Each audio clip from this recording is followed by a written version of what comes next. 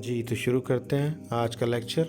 बहुत इम्पोर्टेंट चीज़ें हैं इसमें, आप इसको आखिर तक ज़रूर सुनिएगा।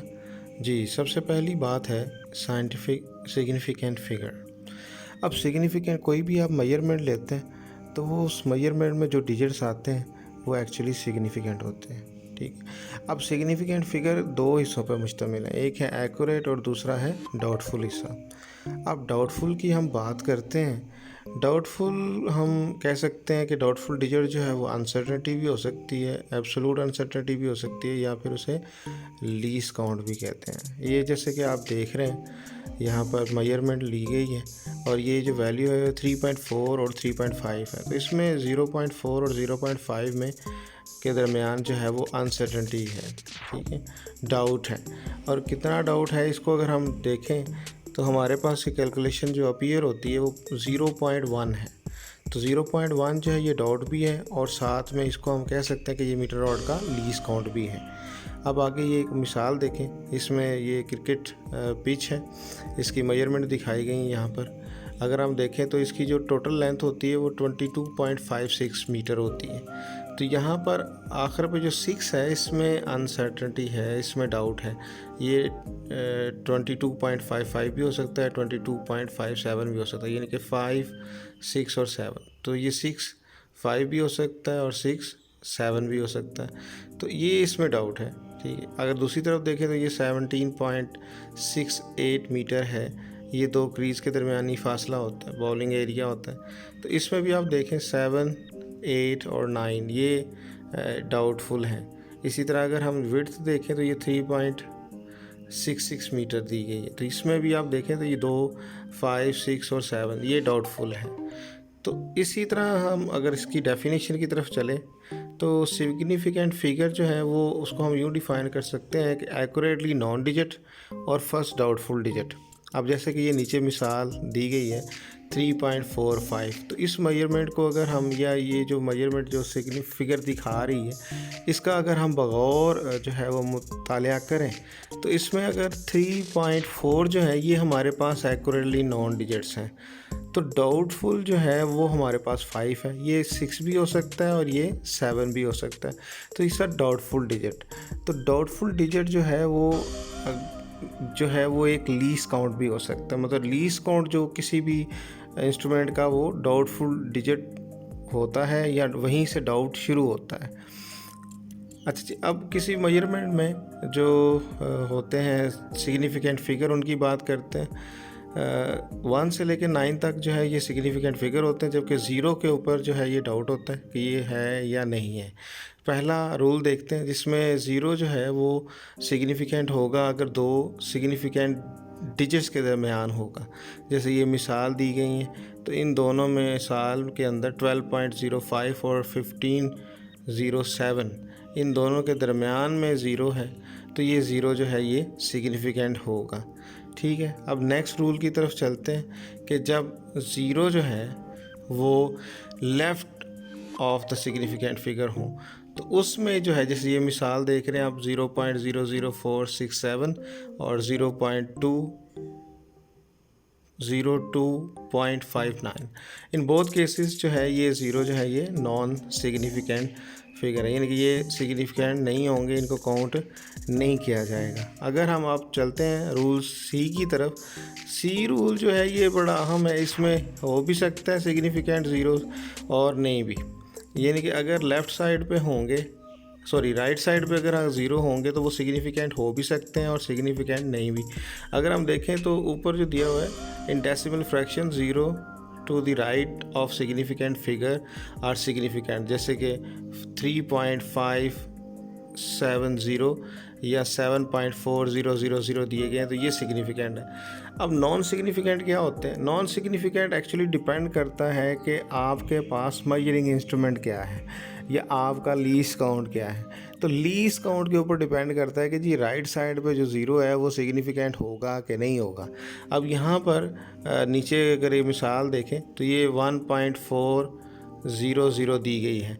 तो इसमें 1.40 जो है ये तो सिग्निफिकेंट है, लेकिन जो नेक्स्ट ज़ीरो है वो नॉन सिग्निफिकेंट है, क्योंकि ये मेजरमेंट जो ली गई है ये वर्नियर कैलिपर से ली गई है। तो वर्नियर कैलिपर का जो लीस्ट काउंट होता है वो 0.01 होता है। तो इस लिहाज से वर्नियर कैलिपर के लिहाज से अगर हम देखें तो यहाँ पर ये 0 सिग्निफिकेंट है और दूसरा जो है वो नॉन सिग्निफिकेंट है। इसी तरह अगर हम आगे चलते हैं डी रूल की तरफ, when measurements recorded in a scientific notation, तो स्टैंडर्ड फॉर्म में लिखी जाती 7.80 इंटू 10⁻⁴। तो यहाँ पर जो 7.80 हैं ये तीनों जो होंगे ये आपके पास सिग्निफिकेंट फिगर होंगे, यानी कि इनको सिग्निफिकेंट फिगर काउंट किया जाएगा। ये हमारे पास यानी कि 7, 8 और 0 जो है ये 3 सिग्निफिकेंट फिगर हैं। जबकि जो 10 की पावर होती है वो जैसे 10⁻⁴ है, तो ये इसको आप काउंट नहीं करेंगे, ये आप इसको एलिमिनेट कर देंगे, ये आप सिग्निफिकेंट फिगर में आप इसको कंसिडर नहीं करेंगे। तो इसके अलावा जो भी होंगे वो सिग्निफिकेंट फिगर होंगे। आगे चलते हैं जी, हम बात करते हैं मल्टीप्लिकेशन और डिवीजन में।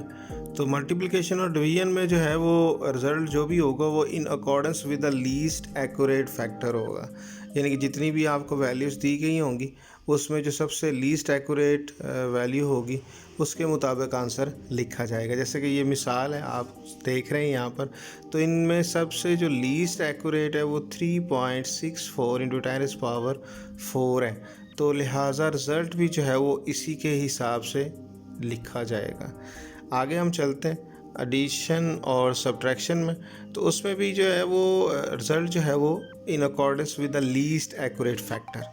और यहाँ पे आप देखें एडिशन करने के बाद जो है ये 75.5 और 8.13, तो ये यहाँ पर जो है वो हम लिखेंगे, ये आंसर होंगे, ठीक है जी, और लीस्ट एक्यूरेट के मुताबिक फैक्टर।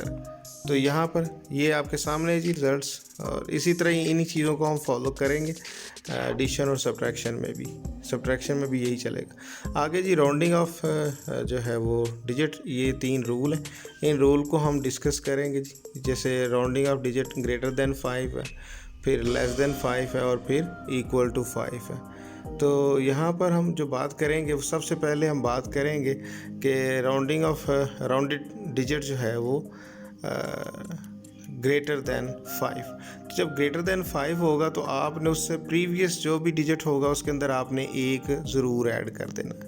जैसे कि आप देख रहे हैं एग्जांपल में ये 43.76 है, तो इसके अंदर हमने 6 को यहाँ से हटा दिया, एलिमिनेट कर दिया गया, और 7 को हमने क्या कर दिया, 8 कर दिया, इसके अंदर एक ऐड कर दिया गया। इसी तरह अगर आगे चलें हम, तो हम बात करेंगे रूल बी की। रूल बी जो है उसके अंदर जो डिजिट्स लेस देन 5 है, तो लेस देन 5 में अगर हों, जैसे ये 75.363 है, तो ये लेस देन 5 है, 3 जो है, तो इसको जो है हम यहाँ से हटा देंगे और 75.6 को एज इट इज़ लिख देंगे। यानी कि लेस देन 5 में आपने बिल्कुल वैल्यू को कोई छेड़ना नहीं है, उनको ऐसे ही लिख देना है, बस उसको हटा देना है जो आखिरी वैल्यू होगी जी।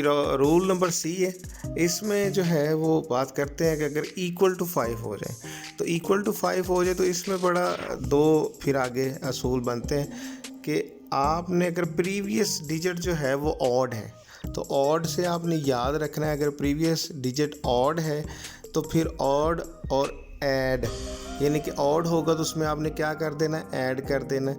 जैसे 89.35 है तो उसके अंदर हमने 3 को ऑड था उसे हमने 1 ऐड कर दिया।